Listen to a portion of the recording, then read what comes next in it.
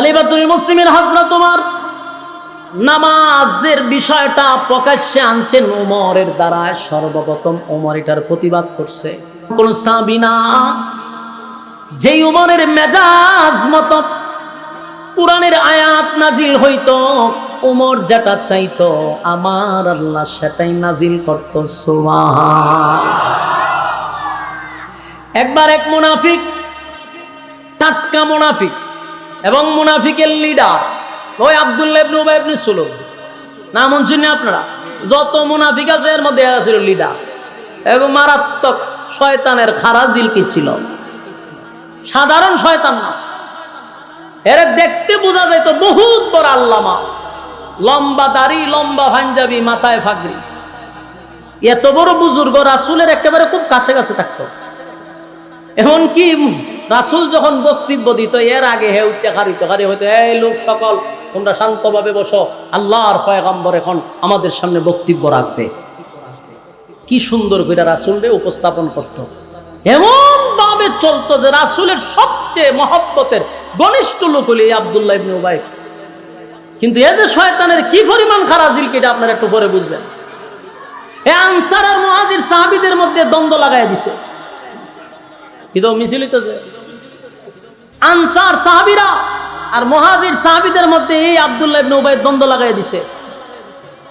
অন্যদিকে দ্বন্দ্ব লাগাইতো, সাহাবীদের মধ্যে ফাটল সৃষ্টি করার চেষ্টা করত, আর এইদিকে নবীর সামনে এলে বোঝা যেত একবার আল্লাহর ওলি। কথা বুঝতেছেন না? আপনারা এইদিকে চাই রয়েছেন, ঘটনা কিতা মনোযোগ নাই আপনারা, হইলে আমার ওয়াজও এলোমেলো হয়ে রয়েছে। শ্রোতার যদি মনোযোগ না থাকে বক্তার কথা বলার কোনো আকর্ষণ থাকে না। এটা জি করেন না, এটা কেন বললাম না বুঝতে পারতেন যে আমার কাছে কি বিরক্ত লাগতেছে। আমি কথা বলতেছি, আপনারা এই দিকে তাকাই রয়েছেন, মনোযোগ দিবেন না। আমার যে কাগজ দিছি কাগজের আমল করতাম, তাহলে ওয়াজ শেষ। কিন্তু মনোযোগ দিয়ে শুনেন, মুনাফিক সিনা আপনাদেরও দরকার আছে, আর মুনাফিক সিনা খুব দরকার। কিন্তু মুনাফিক সিনা যায় না। মুনাফিক এমন ভাবে আপনার সাথে চলবে যে আপনার খুব ঘনিষ্ঠ বন্ধু, কিন্তু সে সবচেয়ে ক্ষতি আপনার করতেছে। রাসূলের কাছে বসা থাকতো, রাসূলের পাশে বসা থাকতো, রাসূলকে উপস্থাপন করতো মানুষের সামনে। এমন লোক পুরা মক্কা আর মদিনার যে সাহাবীগুলা, এদের মধ্যে পুরা দ্বন্দ্ব লাগাই দিয়ে বসে রয়েছে। ভয়ঙ্কর ভয়ঙ্কর কথা সে বলতো, যার দ্বারা সাহাবীদের মধ্যে ফাটল সৃষ্টি হতো। নবীর বিরুদ্ধে ষড়যন্ত্র করত, কিন্তু নবীর সামনে এলে হতো আস্তাগফিরুল্লাহ, আস্তাগফিরুল্লাহ। কোন সময় এই সমস্ত কথা আমার মুখ দিয়ে জীবনও বাহির হবে না, এমন একটা ভাব ধরত। মুনাফিকদের প্রথম লক্ষণ হলো এরা কথায় কথায় মিথ্যা বলবে। 2 নাম্বার হলো এরা কথায় কথায় কসম করবে। কিছু লোক আছে দেখবেন, সাধারণ কথা তো সে কিরা কসম খাইতে লাগে। যখন দেখবেন কথায় কথায় বেশি কসম করে, বুঝবেন যে লোক সুবিধার না, কারণ হের কথার উপরে নিজেরই বিশ্বাস নাই। এই জন্য সে কসম কাইরা কথাটার ওজন বাড়াইতে চায়, বুঝবেন যে হে মুনাফিক, লক্ষণ খারাপ। তো আব্দুল্লাহ ইবনে উবাই ইবনে সুলুল সে কসম করতে হইতো, আল্লাহর কসম এমন কথা আমি বলতে পারি না, অথচ এই কথা কইছে। তো এই মুনাফিক যখন মারা গেছে, রাসূল সাল্লাল্লাহু আলাইহি সাল্লাম তারই জানাজা পড়ার লাগি আবার গেছে মাঠ। সবাই শুনছে, কিন্তু উমরের শোনার সবাই শোনা বেশ কম আছে। হযরত ওমর শোনার পরে একটা তরবারি সবসময় তো তাকে এটা লইয়া গেছে মাঠ গিয়া, যে রাসূলকে বলবে যে আপনি জানাজা পড়ায়েন না, সে আমাদের সাহাবীদের মধ্যে ফাটল সৃষ্টি করছে, আপনি নবীর বিরুদ্ধে চক্রান্ত করছে, ইসলামের 12টা বাজাইছে, এমন ব্যক্তির জানাজাটা কেনই বা পড়াবেন? কিন্তু উমর চিন্তা করলো, আমি যদি নবীরে বলতে যাই এটা আদেশ হয়ে যায়, আমি নবীর তো ডাইরেক্ট বলতে পারি না যে আপনি পড়ায়েন না, এই অধিকার তো আল্লাহ আমার দেয় না। উমর করবে কি? সমস্ত সাহাবীরা নবীকে বলবে এমন সাহস তো নাই। উমর এত গরম, নবীর কাছে গেলে মোমবাতির মতো নরম হয়ে যায়, কথা বলতে পারতেছে না। কিন্তু কলিজা ফেটে যাচ্ছে যে আমার নবীর দুশমনের জানাজা নবী নিজে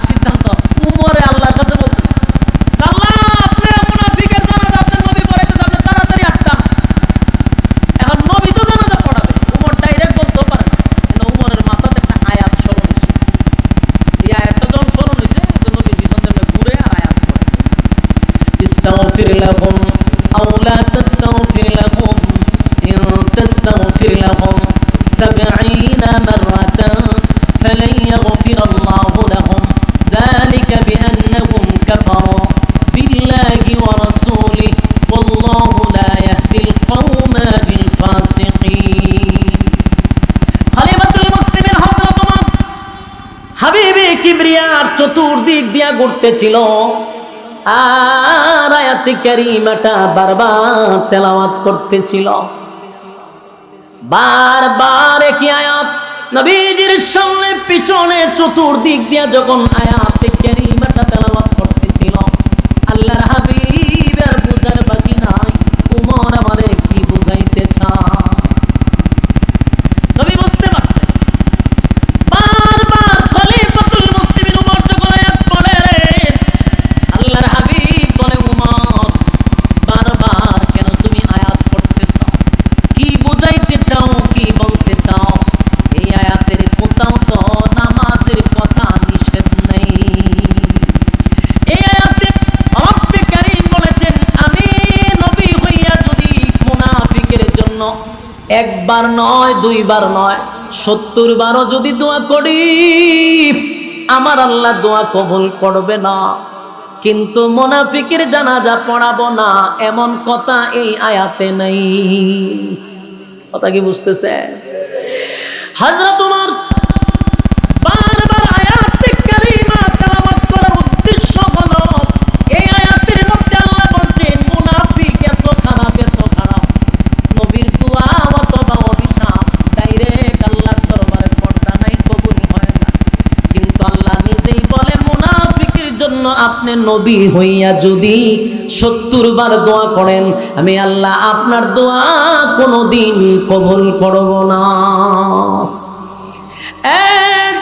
নারায়ণগঞ্জের বাইরা মুনাফিক কত খারাপ, মুনাফিক কত জঘন্য। মুনাফিকের জন্য নবী দোয়া করলেও কাজ হবে না। হযরত ওমর বারবার তেলাওয়াত করতেছিল, কিন্তু নবী স্পষ্ট ওমরকে জানায়া দিছে আমি যতই তুমি তেলাওয়াত করো আয়াতের কোথাও নামাজ নিষেধ নেই, আছে দোয়ার কথা।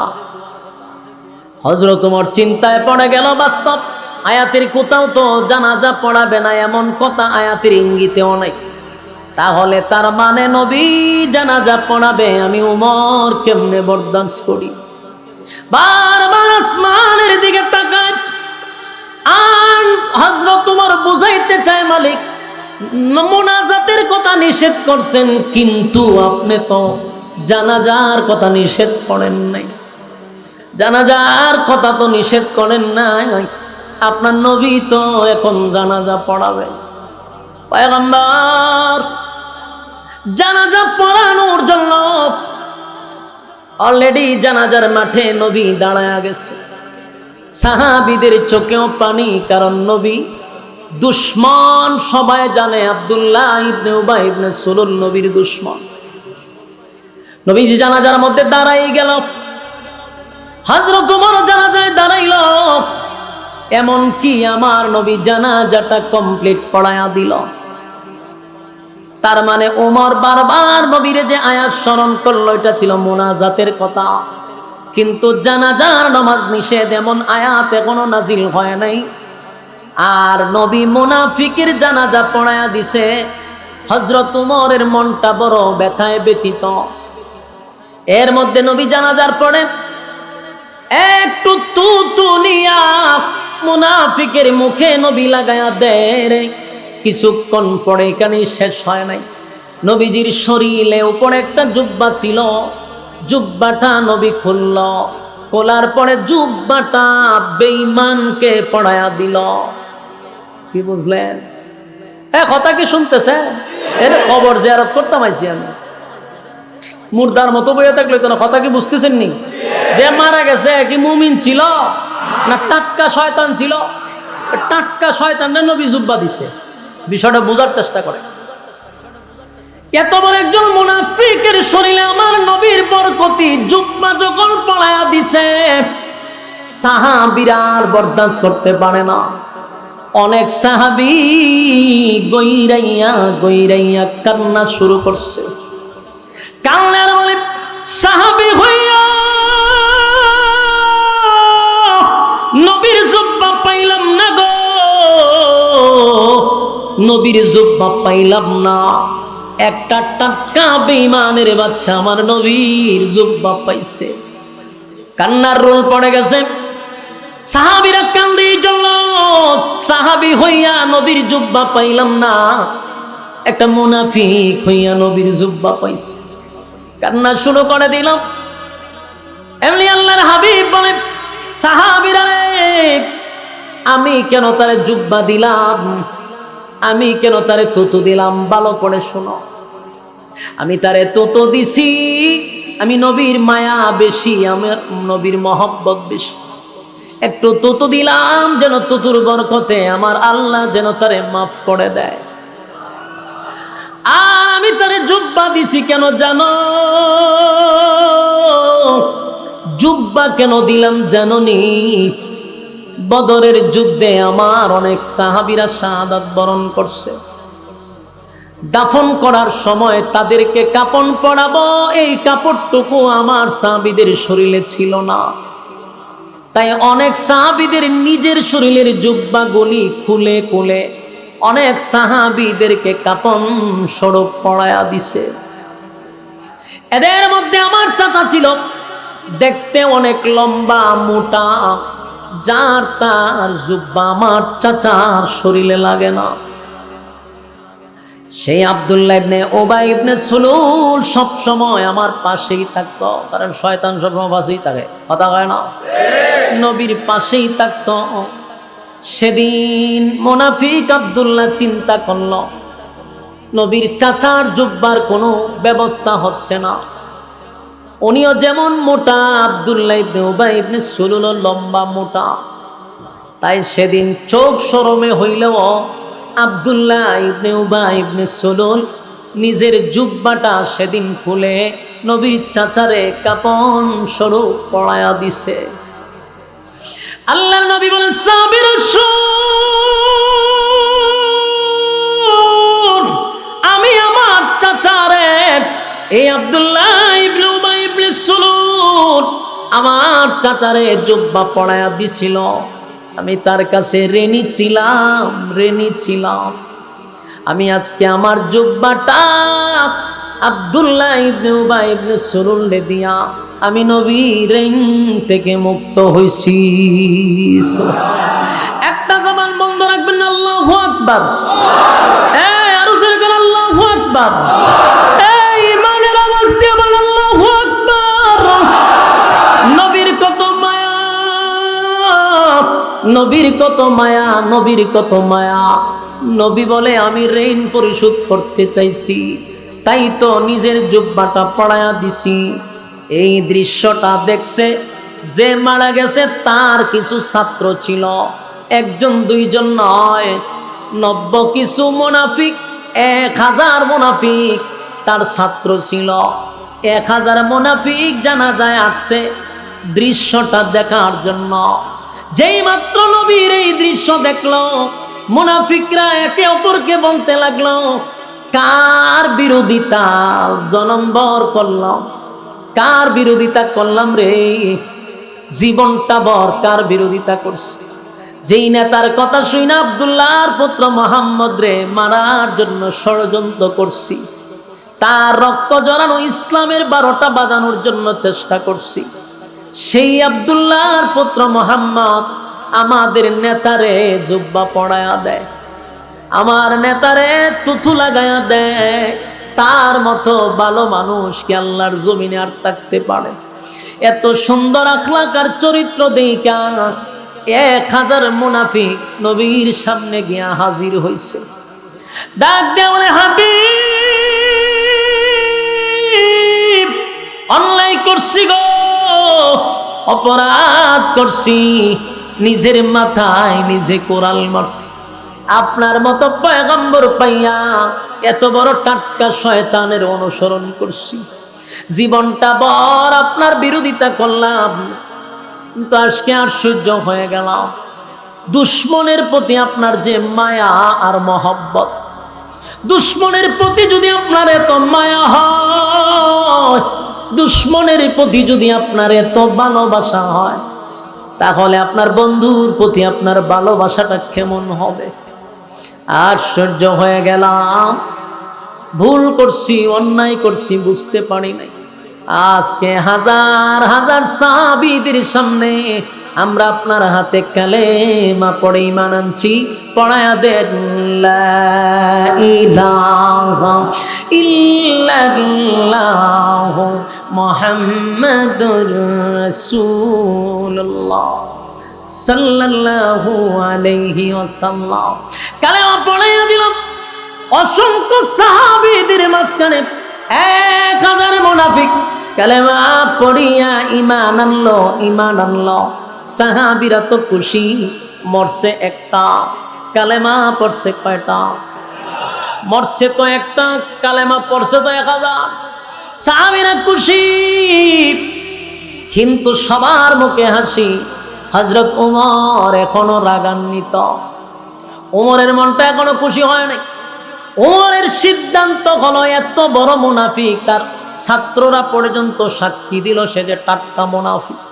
কেমনে রে আমার নবী যাই না এত বড় মুনাফিকের জানাজা পড়ল। হযরত ওমরের মনটা বেশি খুশি না। কিছুক্ষণ পরে খলিফাতুল মুসলিমিন হযরত ওমর তাকায়া দেখে আল্লাহর হাবিব ওই মুনাফিকের লাশের পিছনে পিছনে নবী হাঁটতেছে। ওমর আশ্চর্য হয়ে গেল, ঘটনা কি? নবী আবার কোথায় যায়? হঠাৎ করে তাকায়া দেখে পয়গম্বর মুনাফিকের কবরের সামনে দাঁড়াইছে। হযরত ওমর আর বুঝার বাকি নাই, পয়গম্বর তার কবরের সামনে গিয়ে এখন দোয়া করব। ওমরের মেজাজ গেছে গরম হইয়া, এতক্ষণ তো নবী জানাজা পড়াইছে, আমার পয়গম্বরকে স্পষ্ট ঘোষণা দিছে, নবী গো আপনি নবী হইয়া যদি 70 বার দোয়া করেন, যারা আপনার সঙ্গে কুপুরি করছে, আপনার আল্লাহর সঙ্গে কুপুরি করছে, এমন ব্যক্তির দোয়া আমি আল্লাহ কবুল করব না। তাহলে আয়াত তো ঠিক আছে, কিন্তু নবী যদি দোয়া করে তাহলে আয়াতের বিপরীত হয়। আগে তো নবী বলছে জানাজার কথা নিষেধ নাই, জানাজা নবী পড়ায়া দিল, কিন্তু দোয়ার কথা তো কোরআনে আছে। কেমনে রে আমার নবী এখন দোয়া করবে? দাফন কাফন শেষ, মাটি শেষ, এখন মুনাফিকের জন্য পয়গম্বর 2টা হাত তুলে দোয়া করবে। হযরত ওমর বারবার আসমানের দিকে তাকায়, বারবার আসমানের দিকে তাকায় আর বলে, মালিক দোয়া তো আপনি নিষেধ করলেন, আয়াত তো আপনি নাজিল করলেন, আপনার বন্ধু মুনাফিকের দোয়া করতে যায়, আমি ওমর বরদাস্ত করতে পারি না। বারবার আসমানের দিকে তাকায়, আল্লাহর পয়গম্বর 2টা হাত উত্তোলন করবে। ঠিক এই মুহূর্তে জিবরাইল আলাইহিস সালাতু ওয়াস সালাম পাঠায়া দিছে। চিৎকার দিয়া কোন সুবহান। এ যুবক বাবা, জিবরাইল আলাইহিস সালাতু ওয়াস সালাম পয়গম্বরের সামনে হাজির হয়ে গেল। জিবরাইল বলে, নবী গো দোয়া করবেন পড়ে আগে শুনেন আমার আল্লাহ কি বলছে। কথা বুঝতেছে? কথাকে শোনা যায়? জানেন কথাগুলা মনোযোগ দিয়ে শোনেন। যুবক ভাইয়েরা, দিলের কান লাগান। পয়গম্বর কিন্তু হাত তুল্লা ফলাইছিল। আল্লাহ কয় হাত লামা। জিবরাইল নবীর সামনে দাঁড়ানো। জিবরাইল কয় নবী দোয়া করবেন পড়ে, হাত লামান। শুনেন আমার আল্লাহ কি বলে। আপনার উমরের সিদ্ধান্তটা আল্লাহর বড় পছন্দ, জোরে কোন সুবহান। আপনার উমরের মেজাজ মতো আল্লাহ আয়াত নাযিল করছে। উমর যা চাইছে আল্লাহর কাছে এই চাওয়াটা বড় পছন্দ। উমরের মেজাজ মতো আল্লাহ আয়াত নাযিল করে দিছে। আল্লাহ বলেন ওমরের সিদ্ধান্তটাই হলো চূড়ান্ত সিদ্ধান্ত।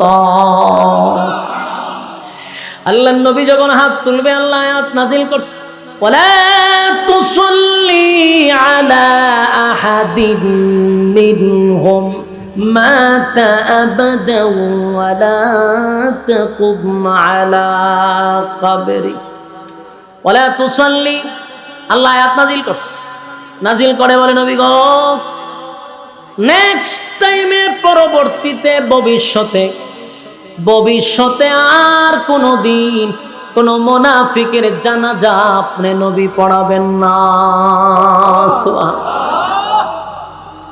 যুবক ভাই আমার বলুন তো দেখি আবদারটা কে করছিল? কথা হয় না। ওমর সাধারণ কোন সাহাবী না, যার মেজাজ আল্লাহ পছন্দ করে, যার মেজাজে আল্লাহ আয়াত নাজিল করে রে, সেই উমর বারবার আসমানের দিকে তাকায়। আল্লাহ আয়াত নাজিল করে তার বন্ধুরে বলে ভবিষ্যতে আগামীতে কোন মুনাফিকের জানাজা আপনি নবী আর পড়াবেন না। তার মানে একেবারে বন্ধ।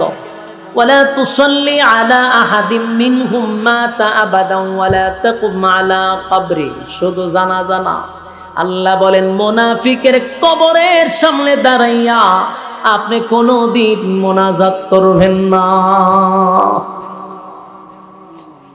এখানে একটা প্রশ্ন আছে, প্রশ্ন করতে গেলে আপনারা তো সব বইয়া রয়েছেন যে ডাইনে বামের কোনো খবর নাই। মনোযোগ আসেনি? এখানে একটা প্রশ্ন মাথায় ঘুরে যে নামাজ দে বন্ধ করলো আয়াত নাজিল করে ওয়ালা তুসাল্লি আলা আহাদিন, এই যে আয়াত নাজিল হইছে এটা তো জানাজার আগে নাজিল হইছে না পরে? পরে। তি আয়াত আগে নাজিল হইল না কেরে? কথা কই না? এটা যদি আগে আয়াত নাজিল হইতো তাহলে কি নবী নামাজ পড়াইতে পারে? তো নবী মুনাফিকের জানাজাও পড়াইলো, আয়াত নাজিল হইল। ঘটনা কিতা বুঝার আছে না? এইখানে বোঝার দরকার আছে। এই আয়াতটা তো জানাজার আগে নাজিল হওয়ার কথা, তাহলে মুনাফিকের জানাজা বন্ধ হয়ে যায়। কিন্তু আল্লাহ নবীরে দিয়া মুনাফিকের জানাজাও পড়াইলো, আবার পরে আয়াত নাজিল করে হয় আর পড়াইেন না। ঘটনাটা কি? এই ঘটনা তাফসীর কারকরা বলেন যে নবী যদি জানাজা না পড়াইতো, আয়াতটা যদি আগে নাজিল হইতো, তাহলে নবীর কথার ওজন কমে যায়, ওজন থাকে না। কেন জানেন? কারণ নবী ঘোষণা দিচ্ছে আমি তার জানাজা পড়াবো। বলুন আল্লাহ নবী কি বলছে? আমি আব্দুল্লাহ ইবনে উবাই ইবনে সুলুলের জানাজা পড়াবো। তো পড়াইবো, নবী পড়াইবো দিকে তো মানুষ সব একখান হইছে। নবী পড়াইছে দিকে সাহাবায়ে কেরাম মারছে।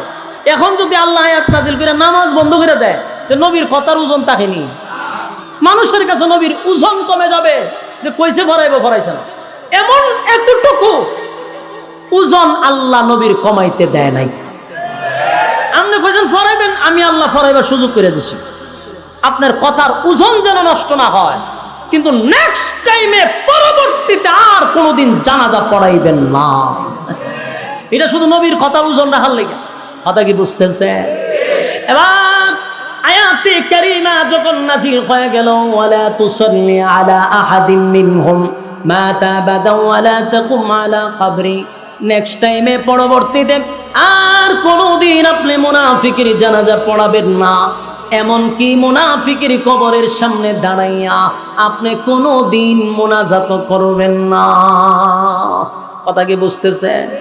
এই যুবক ভাই, তাহলে কাল থেকে কি বুঝলাম? পয়গম্বর এর সাহাবী হযরত উমর সাধারণ কোন সাহাবী কথা হয় না। যে উমরের মেজাজ মতো আল্লাহ আয়াত নাজিল করে রে, সেই উমর তো সাধারণ উমর না। আর এই উমর রে আমার নবী দোয়া কইরা আনছে, দোয়া কইরা আল্লাহর কাছ থেকে উমর রে ছায়া আনছে। সেই উমরের বিরুদ্ধে হত্যা মামলা হইল। নবীর পেরেশানি কমছে না বাড়ছে? আল্লাহর পয়গম্বর পেরেশানির মধ্যে পড়ে গেছে। আমার ওমরের বিরুদ্ধে হত্যা মামলা।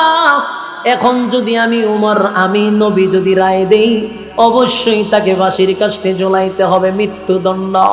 কিন্তু উমরের বিষয়টা নিয়ে নবী চিন্তিত। আমি কি আল্লাহর কাছ থেকে উমরের চাই না? বিপদে পড়লাম। উমর আজকে হত্যা করছে একজন নির্দোষ মানুষকে। উমর কেমনে হত্যা করল? গোটা মদিনার অলিতে গলিতে মানুষের কানে কানে খবর পৌঁছে গেছে ওমর একজন নির্দোষ মানুষকে হত্যা করছে, হত্যার বদলা হত্যা, চোটা মদিনার অলিতে গলিতে মানুষের কানে পৌঁছে গেছে। সময় আর সূর্য হয়ে গেল, না না ওমর তো এমনটা করতে পারে না, ওমর এমন কাজ করতে পারে না।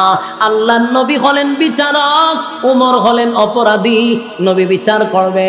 নবী যদি রায় দেয় রে তাহলে তো মৃত্যুদণ্ড ওমরের নিশ্চিত। এবার আল্লাহর পয়গম্বর নিজেই বিচার করতে গেলেন, বিচার করিয়া পয়গম্বর রায় দিবেন, কলম হাতে লইলেন, মনে করেন নবী রায় দিবে। রায় দেওয়ার ঠিক কিছুক্ষণ আগে আল্লাহ রাব্বুল আলামিন জিবরাইল আলাইহিস সালাতু ওয়াস সালামকে পাঠায়া দিছে। জোরে কোন সুবহান।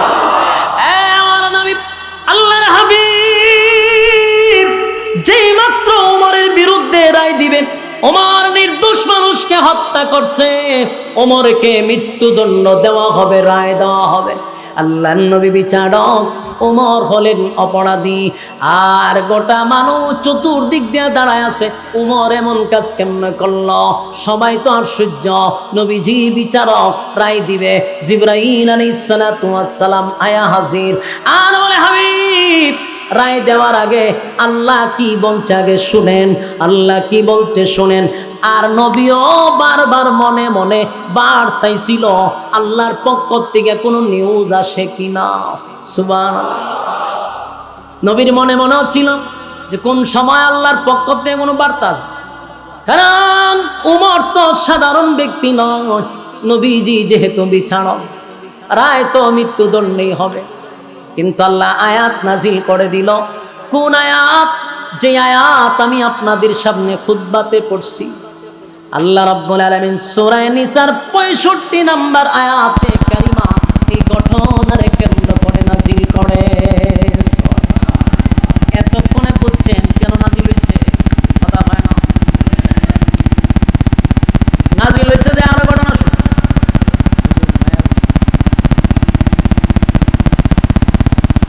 এখন ঘটনা শুনেন, আয়াত তো নাজিল হয়েছে, কিন্তু আয়াতের ভিতরে কি আছে শুনেন, আশ্চর্য আরো রয়ে গেছে।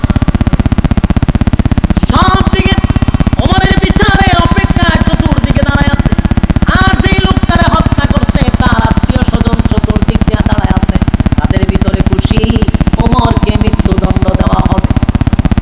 সবার চোখে পানি, কিন্তু যারা যারা হত্যা করছে তার আত্মীয় স্বজনের মুখে হাসি, যে ওমরকে নবী হত্যা করবে। ঠিক এই মুহূর্তে জিবরাইল বলে পয়গম্বর রায় দিবেন পড়ে, ওমরে হত্যার রায় দিবেন পড়ে আগে শুনেন আমার আল্লাহ আয়াত নাজিল করছে।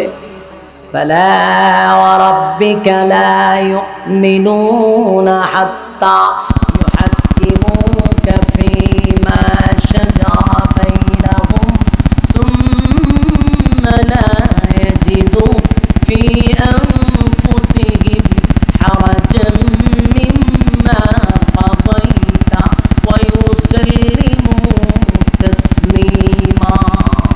আল্লাহ রাব্বুল আলামিন সূরা নিসার 65 নম্বর আয়াতে কারিমা নাজিল করে পয়গম্বরকে বলেন, নবী গো আপনার রবের কসম করে বলি, আপনি আজকে তো বিচারক, আর এই মামলার অপরাধী হযরত ওমর, আর এই মামলার উকিল স্বয়ং আমি আল্লাহ। একটা জবান বন্ধ রাখবে না, চিৎকার দিয়ে বলেন আল্লাহু আকবার। আর জোরে বলেন আল্লাহু আকবার। এই মানের আওয়াজ দিয়ে বলেন আল্লাহু আকবার। বিচারক হলেন পয়গম্বর, অপরাধী হলেন হযরত ওমর। ওমরের পক্ষে উকিল হিসাবে দাঁড়াইছেন স্বয়ং আল্লাহ। এখন আরো বুঝতে পারছেন ওমর কি সাধারণ? আরো জোরে, ওমর কোন সাধারণ সাহাবী নয়, ওমর সাধারণ সাহাবী নয়। ওমর যেমন দুনিয়ার জমিনে নবীর বন্ধু ছিল, কবরেও নবীর বন্ধু। যারা মদিনায় গেছেন নবীর কবর জিয়ারত করার জন্য, দেখবেন নবীর পাশেই হযরত ওমর শুয়ে আছে। সুবহানাল্লাহ। আবু বকর ওমর দুইজন শুয়ে আছে। হাসরের মাঠে নবীর সঙ্গে তারা দুইজন দাঁড়াবে। যুবক ভাইরা, ওমর দুনিয়ার শুধু সাথী ছিল না, কবরেরও সাথী। সেই ওমরের বিরুদ্ধে হত্যা মামলা, উকিল হয়ে গেছে স্বয়ং আল্লাহ। আল্লাহ বলেন পয়গম্বর আমি আপনার কাছে জানতে চাই, আপনি যে রায় দিবেন আমি আপনার রবের কসম করে বলি, আপনার রবের কসম। আল্লাহ তার নিজের কসম করে বলেন, আগো নবীজি আপনার রবের কসম করে বলি, ওমর কোন নির্দোষ মানুষকে হত্যা করে নাই। বলুন তো দেখি উকিলকে? আল্লাহ নিজে উকিল হইয়া পয়গম্বরের কাছে রেজাল্ট জানাইল, আপনার ওমর কোন নির্দোষ মানুষকে হত্যা করে নাই। আল্লাহ দিকে গোটা মদিনার অলিতে গলিতে ছড়াইয়া গেছে, মুনাফিকরাও ছড়াইয়া দিছে যে ওই হযরত ওমর একটা নির্দোষ মানুষকে হত্যা করছে। কিন্তু সাহাবীরা জানে রে ওমর এমনটা করতে পারে না। কিন্তু আদালত তো ইমোশনাল দিয়া চলে না, আদালতের সাক্ষী প্রমাণ দরকার আছে না নাই? কথা কই না দি? যদিও বাংলাদেশের আদালতে অতীতে সাক্ষী লাগছে না, সাক্ষীরে গুম করে ভালায় তো রাখছে, যে সাক্ষী দিব তার আয়না করে রাখছে, তারা কে এমনি সাক্ষী হয়ে গেছে। কথা ঠিক? সোনার বাংলাদেশের বিচার না, এটা নবীর পার্লামেন্টের বিচার। নবী তার শুধু আমার সাহাবী এই বইলা বিচার তো আর এইভাবে হয় না। নবী তো সিদ্ধান্ত দিবে প্রমাণের উপরে ভিত্তি করে। কিন্তু আল্লাহ যখন নিজেই উকিল হইয়া মামলা লড়ছে, আল্লাহ জানায়া দিছে আপনার ওমর কোন নির্দোষ মানুষকে হত্যা করে নাই।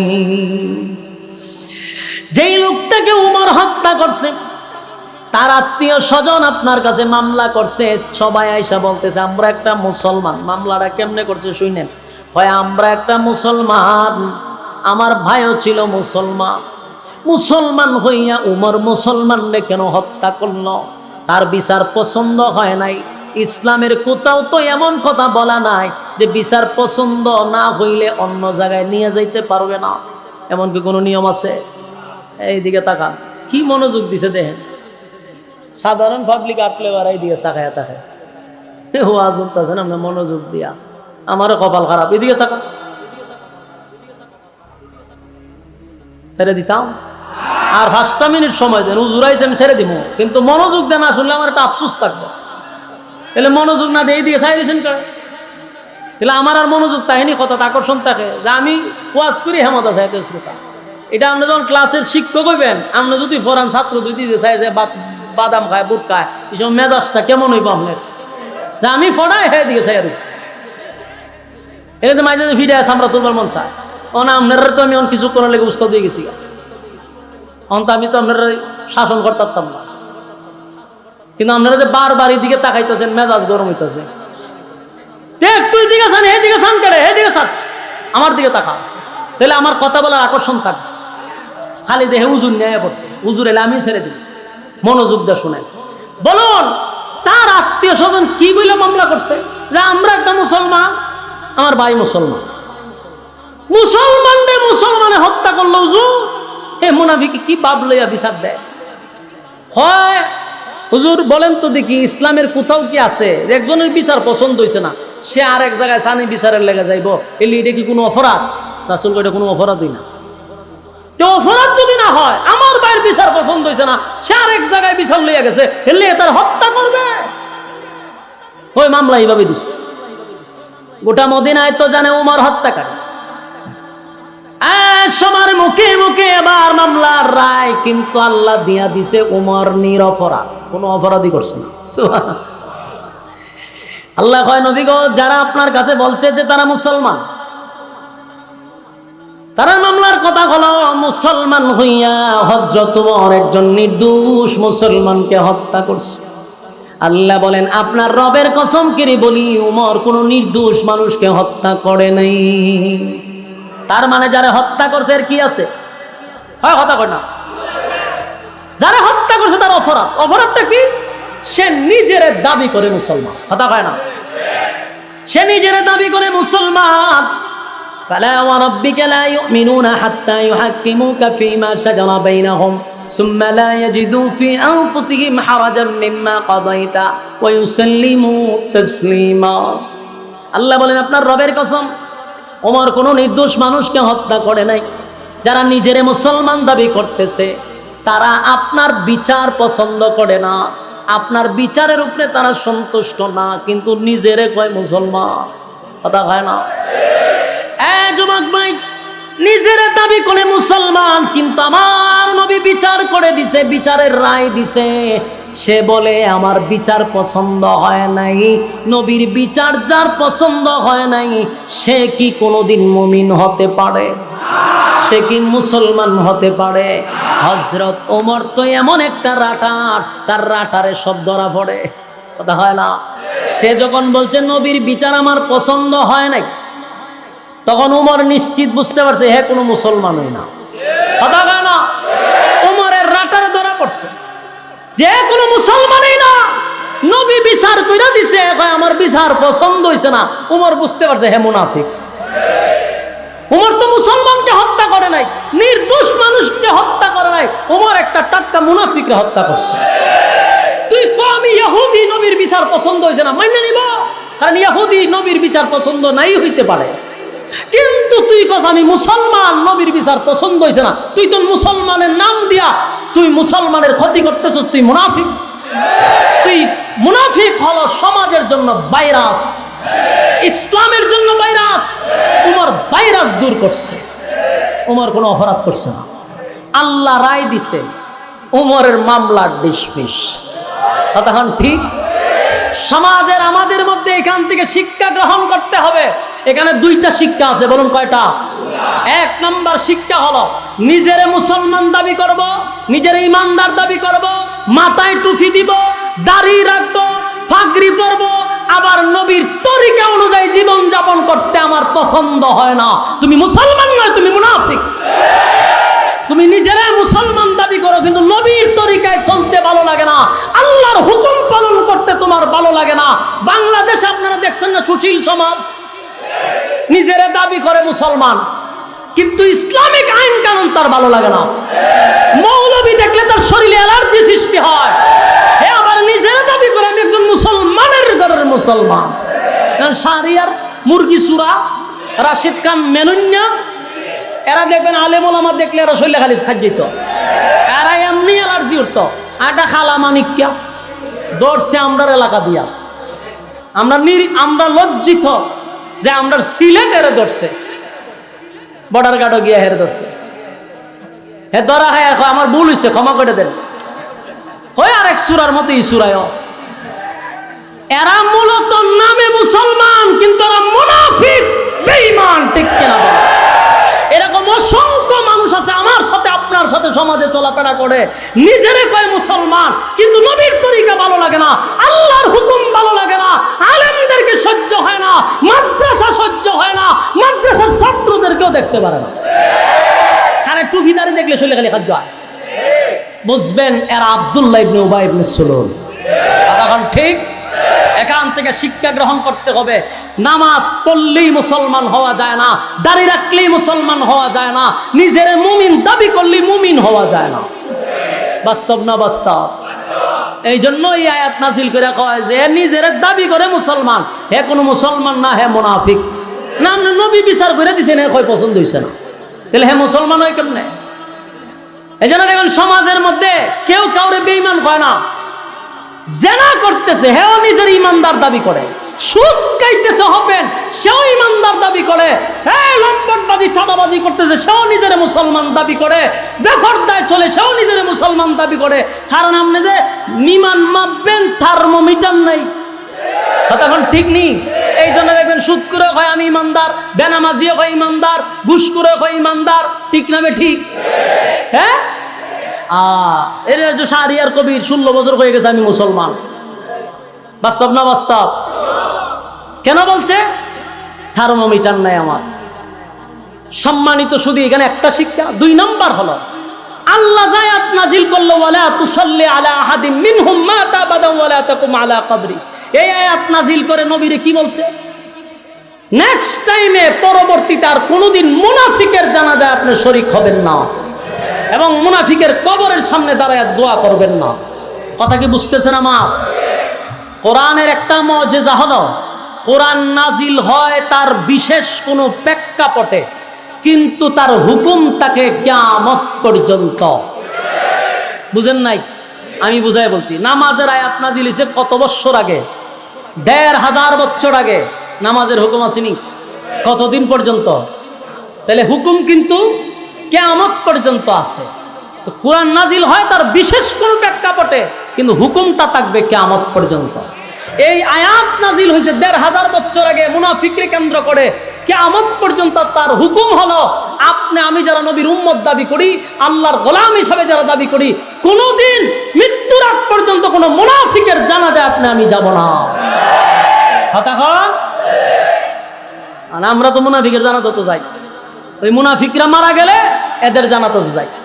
যারা সারাটা জীবন আলেমদের বিরোধিতা করছে, নবীর বিরোধিতা করছে, মাদ্রাসার বিরোধিতা করছে, মসজিদের বিরোধিতা করছে, বেগের চাতার মতো মাদ্রাসা হয়েছে, এমন বক্তব্য দিছে, এদের জানাজা তো আমরা গে শরীক হই।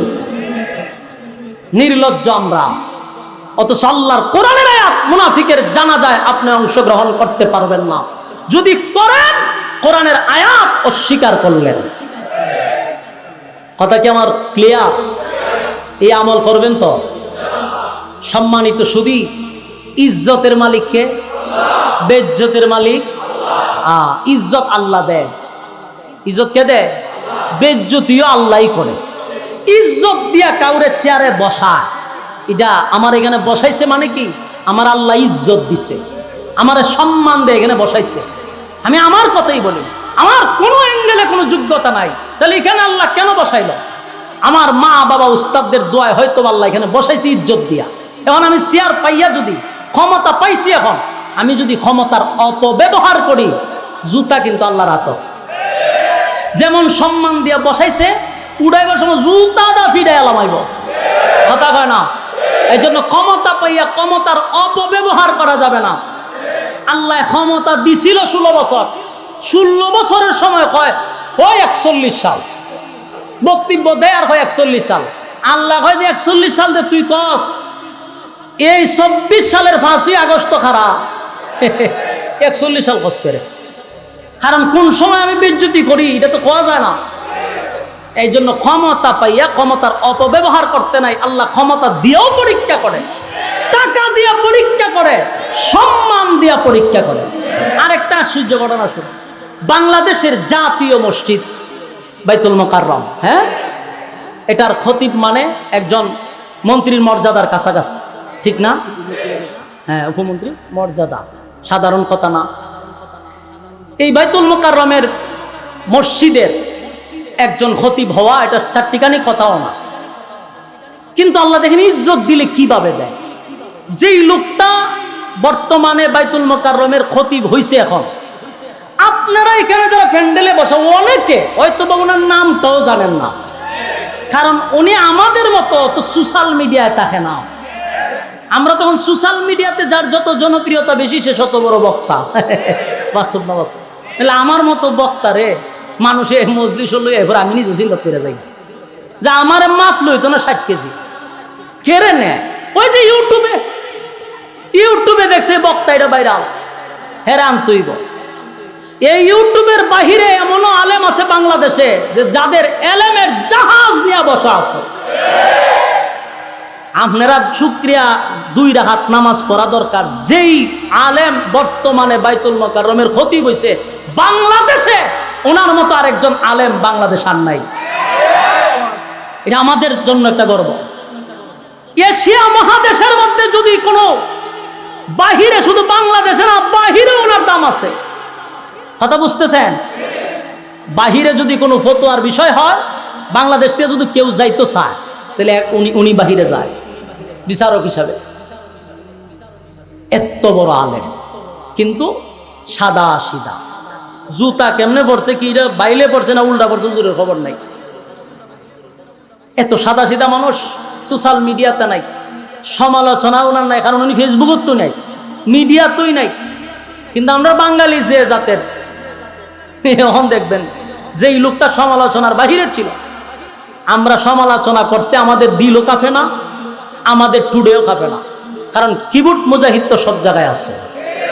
কথা ঠিক নেই? এরকম একটা লুককেও কালার করতে বেশি সময় লাগবে না কিবুত মুজাহিদের। আল্লামা আব্দুল মালেক সাহ হাফিজাহুল্লাহ, উনি আমাদের জাতীয় মসজিদের খতিব হিসাবে আলহামদুলিল্লাহ উনি আগামী জুমায় মনে পড়াবে ইনশাআল্লাহ। অনেক উলামায়ে কেরাম, ওই যে বললাম ইজ্জতের মালিক কেন বলছি, উনার উল্টা আরো উলামায়ে কেরাম গিয়ে রিকোয়েস্ট করছে, হুজুর আপনারা আমরা চাই আপনি একটু রাজি হন। কথা বুঝতেছেন? আর অনেক আমরা আছি লগিং করে কেমনে ডুবন যায়। আর হুজুর রে উলামায়ে কেরাম গিয়া, হুজুর আপনার কাছে আমরা চাই আপনি একটু কেন বসেন, ছাইয়া জোর কইরা নিতেছে। ইজ্জত দেয় কে? এই জন্য ইজ্জতের মালিক আল্লাহ।